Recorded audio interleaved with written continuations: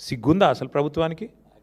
మేము 10 రోజులు మౌనంగా ఉన్నాం. ఎక్కడ ఒక అమ్మాయి విషయం కదా, సెన్సిటివ్ విషయం కదా అని మౌనంగా ఉన్నాం.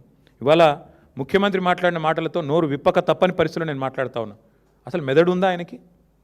లేదా వడదెబ్బకి ఏమైనా చిన్న మెదడు కూడా చితికిపోయిందా? ఏం మాట్లాడుతున్నాడు ఆయన? నాకు అర్థం కాదు. ఏదో మా బావమ్మరి దీంట్లో దొరికినాయి అంటాడు. పెట్టు కేసు, ఎవడొద్దన్నాడు ఆయన నిన్ను? ఏం దొరికినాయి? నీ ఎక్సైజ్ సూపరింటెండెంట్ చెప్పింది కదా, అందులో ఏం దొరకలే, ఏం లేదురా నాయన అని. నువ్వేమైనా ప్లాంట్ చేయబోయినట్టున్నావు, మీ వాళ్ళకి చెప్పేది ఆడ ఇరికీయమని చెప్పినట్టున్నావు, అది ఇరికేయలేకపోయాను. నేనేం చేస్తా దానికి? నేనేమంటున్నా అంటే ఇంత చిల్లర రాజకీయం మంచిది కాదు. 9 రోజులు ఒక పాక్సో నిందితుని దేశంలో ఎక్కడైనా వదిలిపెట్టినరా? ఎందుకు నీకు అంత అండర్స్టాండింగ్ ఏంది మీ ఇద్దరికి? నీకు ఎందుకు భయం?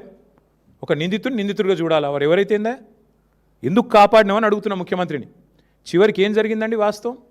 కేసు రిజిస్టర్ చేయడానికి భయం, మీడియాలో రాయడానికి భయం. ఎవడు చేస్తున్నాడు ఈ మేనేజ్మెంట్ అంతా? నువ్వు, నీ ఫ్రెండ్ కాదా? నీ ఫ్రెండ్ ఆర్ఎస్ బ్రదర్స్ కాదా ఇద్దరు మీరు? ఇది వాస్తవం కాదా? మీడియాకు ఫోన్లు చేసి బతిమలాడింది వాస్తవం కాదా? రాయకండి, దండం పెడతా అని మీడియా రాయని మాట కూడా వాస్తవం కాదా? ఇవన్నీ కాదండి. 9 రోజులు ఒక నిందితుడిని దాచిపెడితే ఇంకొక సామాన్యుడైతే ఊకుంటారా పోలీసు వాళ్ళు? వాళ్ళ తల్లిని తండ్రిని తీసుకొచ్చి పోలీస్ స్టేషన్లో కూర్చోబెట్టారు. అంటే ఇక్కడ కేంద్ర మంత్రి కాబట్టి స్పెషల్ ఎక్సెప్షనా? అంటే నువ్వు రేపు చేయి, మర్డర్ చేయి, ఏమైనా చేయి, కేంద్ర మంత్రి కొడుకు అయితే మేము ముట్టుకోమనా? రేవంత్ రెడ్డి ఉన్నాడు మా దోస్తు కాబట్టి కాపాడుకుంటామనా? చివరికి దిక్కులేక నేను హైకోర్టుకు సల్యూట్ చేస్తున్నా. బెయిల్ కోసం ప్రయత్నం చేసిండ్రు మీరు, అది రాకపోతే సచ్చినట్టు నువ్వు అరెస్ట్ అంటావు, ఆయన లొంగుబాటు అంటాడు. ఇద్దరు డ్రామాలు, తోడు దొంగలు. సిగ్గులేదు ఇంకా మాట్లాడడానికి.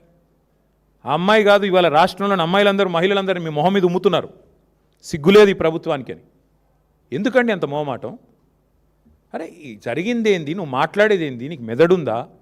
హైట్ ఒకటే తక్కువ అనుకున్నా, బుర్ర కూడా తక్కువనే రేవంత్ రెడ్డికి. ఇంత అన్యాయమా? ఒక అమ్మాయికి అన్యాయం జరిగితే ఆ అమ్మాయి వివరాలు బయటపెట్టిన విధవలు ఎవరు బయటపెట్టు.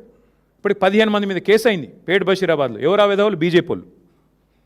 ఆ అమ్మాయి హనీ ట్రాప్ అని రాసిన విధవలు ఎవరు మీడియాలో? నేను అడుగుతున్నా, ఎవరు ఆ విధవ మీడియా? ఏది హనీ ట్రాప్ అని చెప్పి మనీ ట్రాప్లో పడ్డ మీడియా ఎవరు? వాళ్ళని అడుగుతున్నా నేను. సిగ్గుందా మీకు అసలు? ఇజ్జతుందా? ఇంకా మాట్లాడుతున్నాడు ముఖ్యమంత్రి, కేంద్ర హోంశాఖ సహాయ మంత్రి. ఈయననేమో నేను పంపించిన నా కొడుకుని ఈయనంటాడు. ఆయన చేసిన ఘనకార్యానికి ఫస్ట్ పోలీసు వాళ్ళు బరబర గుంజుకపోవాలి. నీవు దాచిపెట్టిన 9 రోజులు ఆ కుటుంబాన్ని బెదిరించినావు నువ్వు. నిన్ను కేసులో పెట్టాలి, సిగ్గుంటే రాజీనామా చేయాలి. ఇంకా మీదికెళ్ళి ఏదో చాలా ఇద్దరు శుద్ధ పూసల్లాగా, సత్యసంధుల్లాగా, సత్య హరిశ్చంద్రుడు కజిన్ బ్రదర్స్ లాగా ఏదో యాక్టింగ్లు, మళ్ళీ మీదికెళ్ళి దానికి ప్రమోషన్లు. ఏం మాట్లాడుతున్నారు అసలు?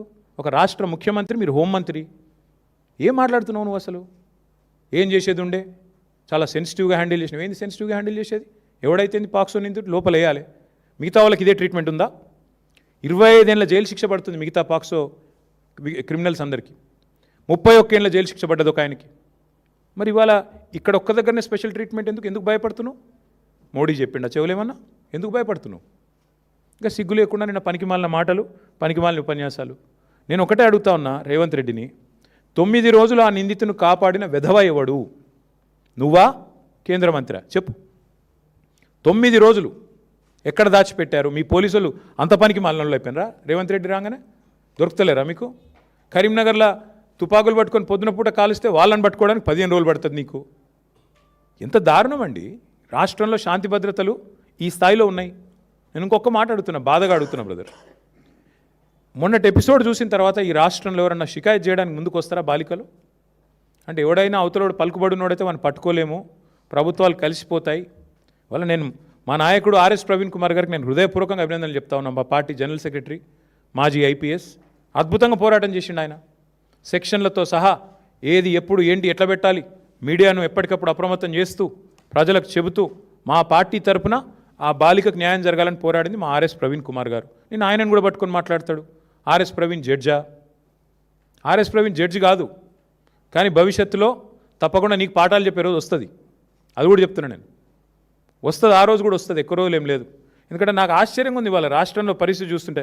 రేవంత్ రెడ్డి గారు అంటే కూర్చొని పోలీసు ఉన్నతాధికారులతో సమావేశం పెట్టి దొంగలను ఎట్లా పట్టుకోవాలో చెప్తున్నాడట. నిన్ను పట్టుకునేది వాళ్ళేనాయనా, మర్చిపోకు. దొంగలను ఎట్లా పట్టుకోవాలో పోలీసులకు బాగా తెలుసు. నీలాంటి దొంగల దగ్గర నేర్చుకోవాల్సిన అవసరం లేదు. నిన్ను పట్టుకున్నది వల వేసి ఉచ్చుబన్ని అందరూ అక్కడ కూర్చున్న వాళ్ళు నవ్వుకుంటా ఉండింటారు కామెడీగా. వీడు చెప్తున్నాడు ఏంద్రా మాకు అని. దొరికినోడు వీడు కూడా చెప్పేటోడు అయిపోయిందా అని. కాబట్టి ఈ ఎటకార